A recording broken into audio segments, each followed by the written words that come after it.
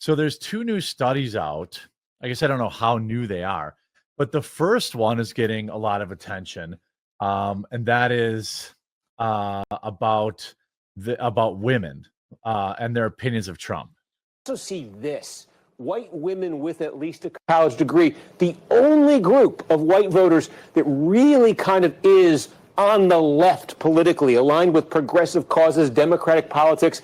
Give you an example here. It's that DEI question, right here that we asked about in our poll. We had two big statements we read to voters. Basically, do you want to continue DEI programs or do you think they should be ended? And again, look at this divide here. White men, no degree, end it. White men with a degree, end it, they say. White women, no degree, end it, they say, by double digits. And then white women with a college degree, completely different by a nearly 40-point margin, they say to... Is anybody really surprised about that, though? Because it's women that are targeted by DEI, mostly.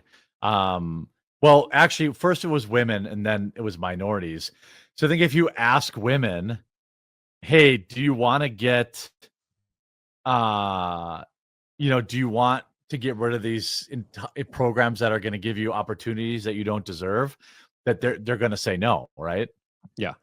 I mean, women are more susceptible to groupthink and propaganda. I mean, it's genetic. It's inherent with our kind of ancestry. They needed to be okay with the group for their survival.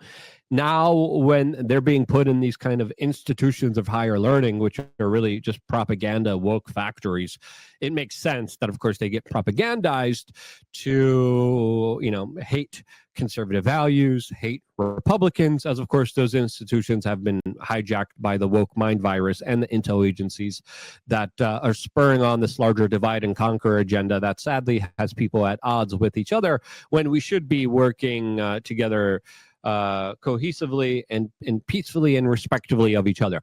So there's a big divide in our society, and it's pretty sad to see, because these kind of white college-educated women are at odds with everyone, including themselves, their own biology.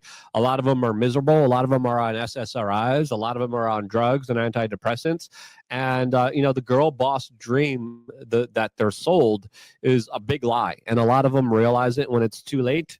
And all the eggs have already dried up, and their life is something that they look back on and have huge regrets on, because they spent it serving a corporate overlord rather than loving people within their own tribe.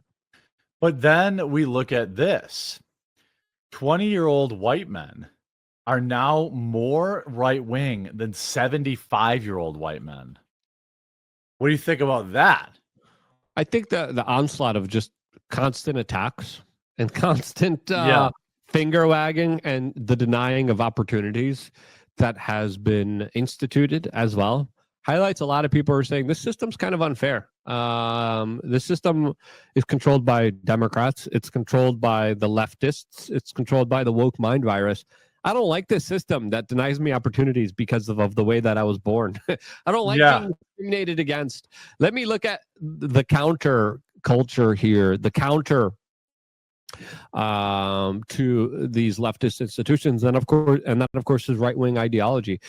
Clearly, there has been a larger incentive, a larger effort by these institutions to try to propel women forward in all the cushy, nice jobs, and tell all the white guys that they have no opportunities in front of them unless they want to, of course, be a plumber or a construction worker or just a useless grunt. It's I mean, this is pretty crazy. 2024 Democratic support by age. So you see split by race and gender. Even if we look at let's see, how do we read this? So this is gap in 2024 support between men and women. It's pretty like whites and non-whites. What happened here at 60 years old? That's interesting. Older blacks have really dropped their support. Well, 50 to 60-year-old blacks have dropped their support. I gave my dissertation. What do you think is going on here? What do you diagnose the main problem here to this divide here? Because we saw it within this election as well. Well, first, thanks, Moon Rocca, for becoming a monthly supporter. I would say that conservatism is cool again, and guys like to be cool. And I think that the conservative space has all the alpha energy. I think that this can actually be broken down to pretty simple, the Joe Rogan effect. Joe Rogan, Theo Vaughn, these people are open, masculine, and I wouldn't say either one of them are cheerleaders for the Republican Party or Conservative Party, but like, I don't know how else to really put it. Like, conservatism is the new counterculture, and that's, I think, what's attractive to most men is that they want to be rebels, they want to be rebellious. I'm looking at, these are white people down here. Sorry, I misread that. So older whites are dropping their support, but younger, how am I not reading this right? This is gap in support between men and women. This is support of Democrats.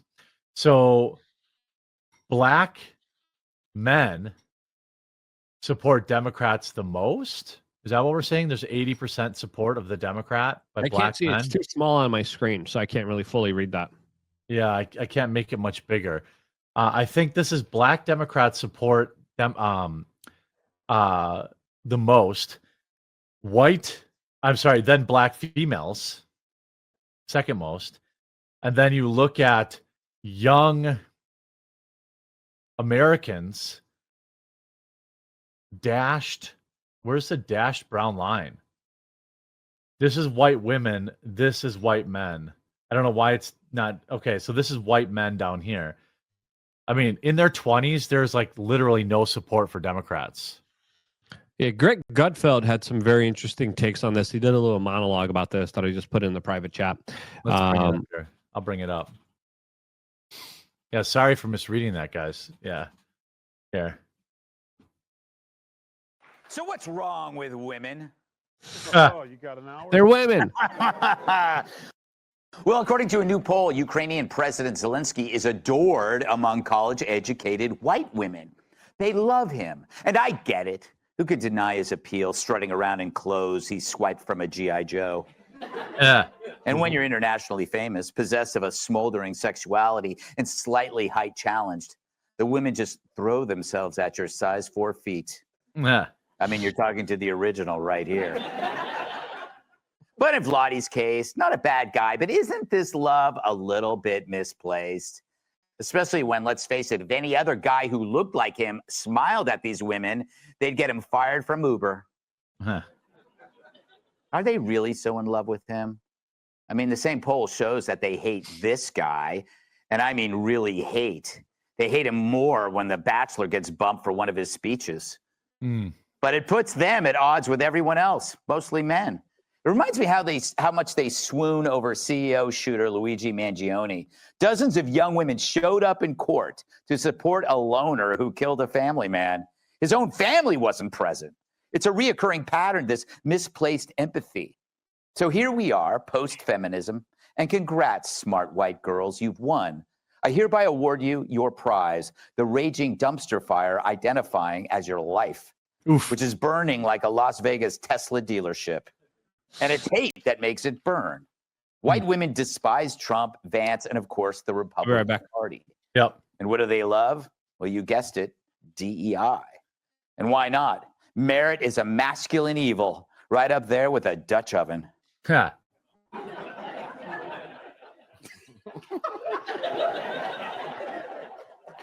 Now, it turns out white men without a college degree are the reverse. They love Trump, Vance, and Republicans, but they can't stand DEI and Zelensky, and they really hate the Democrat Party almost as much as they hate child support. Oh, But these numbers matter because whites still make up 71% of the American electorate. So it appears white women have educated the Dems right out of winning elections. It's weird. They used to be the ones with the common sense, the practical ones who kept men out of the ER when they had bright ideas involving ladders, skateboards, and chainsaws. I mean, you were the ones who stepped in when we said, "Watch this, honey, hold my beer." Well, until you decided the man you wanted holding a beer was this fella. yeah. But that practicality and undeniable capacity for love is being hijacked. It's not just for Mangione. This misplaced compassion rewards men on death row with regular marriage proposals. Hell, the Manson family were mostly female who loyally followed another short guy into the darkness. It's why I won't grow facial hair. I don't need more fans. Look at college campuses with protests of mostly women screaming in support of men who aren't worth a second of their time. I mean, do you think Mahmoud Khalil is up on the best brunch spots for avocado toast? He probably doesn't even shave his back. What? Remember all those BLM social media posts? Yeah, I mean, I think, ultimately, this shift has a lot to do with just the cultural shift in general.